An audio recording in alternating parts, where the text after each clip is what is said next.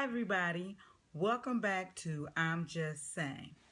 I am the Urban Princess, and today I'm going to be reviewing Love and Hip Hop Hollywood, Season 2, Episode 3, called Rings of Fire, or what I would like to call Rings of Thoughts. Now, I know that this review is very late, and I promise to get back on track because I want to start reviewing Real Housewives of Atlanta when it comes back next week. So let's get started. This episode opens up with Tierra and Hazel meeting for drinks at this restaurant called Page 71 Lounge. Now, it's supposed to be a very trendy spot, and it's supposed to be really nice. Tierra is meeting up with Hazel because she feels like she can't afford to lose her as a friend. Right now, with her situation with Princess and Ray J, she really needs somebody, I guess, to talk to. Uh, so Hazel wants to meet up because she's still hung up on the Tierra and Youngbird's relationship. And I don't know why. I don't know why. Because it was very painfully clear last season, how Youngbird felt about her. Eh? But she feels that their relationship was truly inappropriate. So Hazel E, she really believes Youngbird's allegations from the reunion show where he said that Tierra went down on him in the alley. And Tierra pretty much denies it. And but Hazel did not believe her. But one thing they did agree on is that Youngberg was a liar, and that's pretty much Tierra wants them to agree to disagree. And I'm really with her thinking that she's the grown up in this discussion, and I'm really down with Tierra's point of view. She did apologize to Hazel E about how she befriended Youngberg, and then she also said she would promise Hazel that she would not cross boundaries with her as long as Hazel E don't cross boundaries with her. So pretty much, they moved on in that scene. Okay, so now we get into scene 2. And this opens up with Ray J. He is meeting with a new cast member. Her name is Brandy, or as he calls her, Little B. She is like a sister to him, and one thing he made a point of is saying that she is crazy. Now, what we learned from Brandy is that she's an actress, she's a rapper, and she's the wife of a songwriter called Max Lux, and they've been married for like about 11 years. When you see her come in the scene, she's this tiny build girl, and she's very thin. She's got a lot of attitude, and you can see she's kind of cray-cray. Okay. Ray J had wanted to meet up with her to talk about the issues between him and Princess. Now, Brandy was shocked that to hear that they were hanging out together. Brandy does say that she was tight with Tierra when she was seeing Ray J, and she knows how Tierra can be. But she says in the confessional, if something goes down between Princess and Tierra, she's got Princess back. So we're going to figure out about that. Okay, so Ray J also tells Brandy that he and Max are going to go work on this project together. And Brandy is not happy to hear that. Brandy feels like when her husband is around Ray J, he has a tendency to cheat. Or he's tempted to cheat. And he's done this in the past. So we're going to find out about his foolishness a little later in the episode, but that's how the scene ends. Now, the next scene is at Soldier Boy's house. He's at home filming a music video. And Nas pops up at his house for some answers. Pretty much she keeps asking him, what's going on with him and Nia. And he pretty much is trying to explain to her, look, you are the jump off. He is with Nia. He's just having sex with Nas. She doesn't want to hear it. and he doesn't want to, keep going over it. You know, Soldier Boy pretty much says she knows what's going on. She knows what it is, and apparently Nas is just not getting it. And it's a shame because these girls, that's what they do. They just think that it's more. If a guy tells you that he loves you when your clothes are off, that don't mean anything. What a guy tells you if your clothes is on, and that's what's more important, not what you when you're butt naked, because he'll tell you anything. So she storms off. She's mad because she didn't get the answer she wanted to hear. Okay, now we're on to the next scene, which is Fizz, who again states that he is single and he's happy that he's single. He goes to the studio to meet with another new cast member. Her name is Kamaya Adams. Now, from what I learned about Miss Kamaya, she's an Instagram, Snapchat model. She's very, very pretty to me. And so apparently they have been dating. He's been dating her for quite some time. And he was going out of town. He went out of town for the weekend, and he let her. Gave her keys to his house so that she can chill at his house. He told her that she can have a couple of drawers at the house, and he's there to go pick the keys up. So while they're there, she's talking in the confessional about how they spend a lot of time together. She's met his mother, and she's met his son. So on her perspective, it seems like they are in a committed relationship or heading towards a committed relationship. So, but pretty much he is not saying that. Okay. So I'm just going to skip over to the next section. And that's when Fizz gets home. Pretty much she has rearranged furniture and moved all her stuff in. And he is pissed because he feels like, that's not what he told her to do. So he is not happy. So we're going to go into the next scene where we meet Brandy again in her home with her husband, Max Love. And again, Max Love is a songwriter. From what I can find out about him, his real name is Max Boyd. He started off as a songwriter, a ghostwriter for Little Kim. He was also her hype man. He has written songs for Stevie Wonder, Devontae, T-Pain, Flo Rida, Trey Songz, and he written House of Love, the song by Lil Wayne. Now after that, he's not very attractive, and he's not a very attractive man, but he's on his way to the studio, and in the confessionals, he says that his wife Brandy is very crazy, and she is very possessive of him. Pretty much she wants him to call every 4 hours. She has threatened his fan base on the internet. She's called, I guess, his groupies or his fans thirsty. She calls them Becky's. She has hidden in the trunk of his car. She's done all kinds of crazy stuff. And he admits that he has cheated on her in the past, and I'm not surprised. But he's right on the right track. And before he was leaving out, he was almost forgetting his wedding ring, and she made sure that he puts it on. So now we're on the scene where Nia meets up with April and her girlfriend, Shondell from Chicago.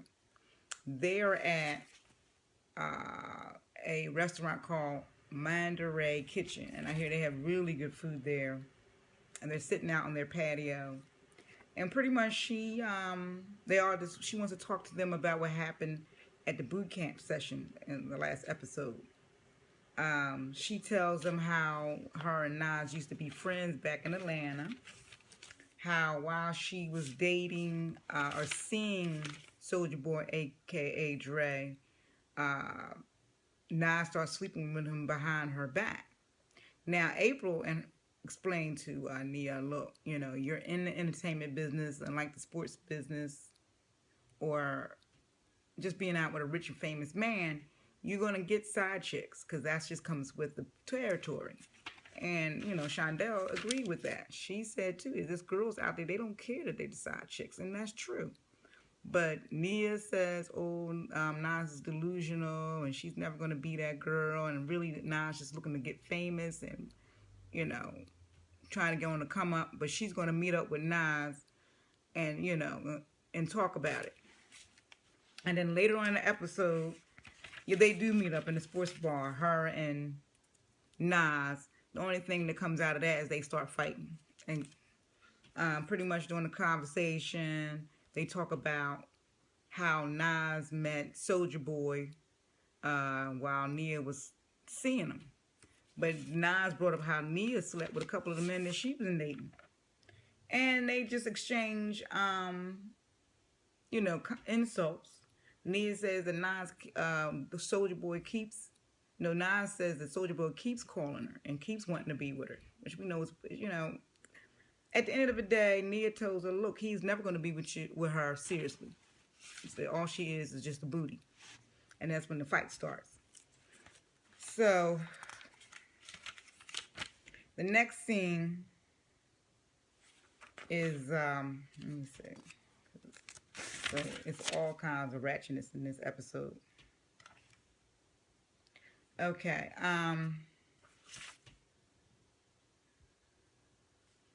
okay, so the next episode scene, Hazel meets up with Milan. They're on Melrose Avenue at this motorcycle shop. They're really browsing, but, they're supposed to be shopping. And Hazel tells him about her meeting with Tierra. And how she doesn't believe Tierra's story that she didn't go down on Youngberg, but it shouldn't really matter. But she accepts her apology about her being inappropriate with him in a relationship. Milan just warned her, like, look, she's hurt you in the past. She's probably going to hurt you again.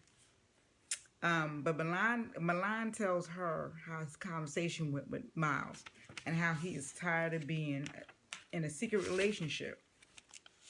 Milan does understand how Miles is scared about coming out of the closet. I mean, he himself pretended to be together with Hazel at one point.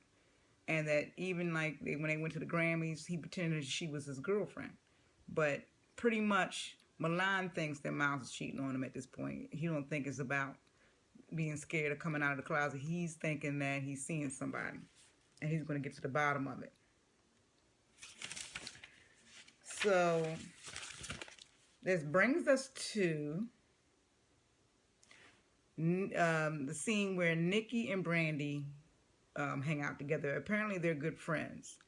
And they go to a store called Moods. It's a fabric store, a store in LA. They got one in New York. If you ever watch Project Runway, you'll know about Moods. Nikki is there because she's shopping for her lingerie line. And she wants Brandy there because, again, she describes Brandy as being crazy. But she says she is, truthful and keeps it 100 and wants to get her opinion about her lingerie and her fabrics. So while they're there, Brandy tells Nikki that Max did forget his ring and he left it at home, and she's pissed and she wants to pop up at the studio and catch him. Now Nikki knows this girl is cray-cray, but she wants some drama. So she eggs her on and tells her how she once popped in on this dude by pretending at the studio, pretending she was a delivery pizza person, and she told her she would go with her to pop in on Max. So the next scene, Fizz goes to this gym. I think it's called 220 Fitness Concepts. I heard good things about that. And he meets Amarion and Amarion's friend, Willie Taylor. He's from Day 26. And if you remember Day 26, he's from P. Diddy's show, Making the Band, Season 4. He was chosen by Diddy back in 8 years ago. And I don't know whatever happened with his career, but pretty much that's where he's from. Now, Fizz tell him how he likes Kamara, but he's dating her and he doesn't really want to be committed to her. But he's not sure where her head is at because of the fact that she practically moved in on him. And he wasn't too happy about that. But Omarion said, look, you gave this girl 2 drawers in your house. And you probably given her other mixed messages about how you feel about her. So he told Fizz to go and just sit down and talk to her and see if they both on the same can get on the same page. So we're gonna go to the next scene at Milan's apartment. Now Milan at this point is not happy with Miles because Miles has missed their dinner date. He hasn't shown up when he had some oral surgery done, and pretty much Miles is hurt. I mean Milan is hurt because he's given Miles everything. It's implying that he's taking care of Miles, and he just wants Miles to be there for him. So as soon as Miles comes over, and they say their little pleasantries, he asks Miles, where have you been? And Miles tells him, well, I've been at the studio. And Milan explains to him, like, if you're at the studio, he gets an email from his credit card every time he uses it. So he hasn't got an email, so he know he hasn't been there. And Miles, like a liar, says, well, I was at the studio. Now, you're going to keep sticking to the lie. But he tells him, like, they go back and forth till Milan just flat out asks him, like, are you cheating on me? And Miles acts like a cheater by like, oh, I can't believe you say that, and tells him, like, throws his drink down and say, if you're gonna feel that way, I'm gonna get on out of here. But in the confessionals, he says he has been hanging out with Amber. We don't know what's going on between him and Amber, but he doesn't want to tell Milan what's going on. So, on the next scene, we get Fizz invites Kamari to rock climbing with him at this other gym. And while they're rock climbing, he tells her that he is really playing the field. And she tells him that she really feels like, that they were building something because, of her involvement in his life. And then he breaks it down to her and says, like, she's just really the appetizer but not his main course. And she told him, well, you can kiss my little ass, okay? And she told him if she's not in a committed relationship with him, then you get my stuff back. So, I don't blame her. So the last scene is of Brandy and Nikki. Now they're sitting outside the studio plotting because she wants to jump in at Max at the studio. Nikki goes to the door and she tricks the doorman. She tells him that she's been inside the studio and she was in a session and that she left her charger there. So the guy lets him in. And honestly, I didn't see anything. I don't really think nothing was going on. When they cut to the first shot, there is, of course, girls in the studio. They're pretty girls. They're all sitting down. And Max is just laughing and talking to him. He's standing up, talking to him, laughing. Ray J is dancing and getting all flirty with him. Now, they're running through the studio looking for him. And by the time they get to the actual studio where Max and Ray J are in, Max is sitting down next to this young girl. They're laughing. The music is playing. Ray J is the one that's probably is acting more suspect. The girl does have her arm on Max, but that's about it. There's not really much to it. But when Brandy jumps in that room, she comes in there acting crazy. She's screaming, hollering, saying, get off my man, and you don't know he married. And the girl is like, no, I didn't know he was married. And she said, of course you don't know because he ain't got his ring. And she is got all kinds of crazy. Now that's how the episode ends, but next week seems like it's going to be all the way turned up. And again, I'm going to try to have the next episode up by tomorrow. Again, please comment below, but thumbs up or thumbs down, but mainly subscribe to my channel.